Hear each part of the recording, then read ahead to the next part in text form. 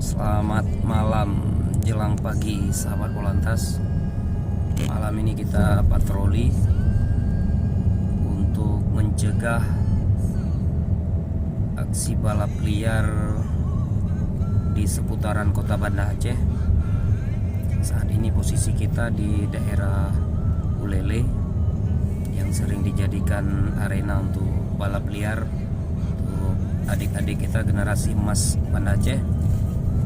Alhamdulillah malam ini tidak ada penampakan untuk balap liar. Semoga sampai dengan akhir puasa tidak ada kegiatan balap liar. Semoga masyarakat bisa istirahat dengan tenang untuk kegiatan melaksanakan ibadah bulan suci Ramadan. Terima kasih, dukung terus channel kami. Assalamualaikum warahmatullahi wabarakatuh.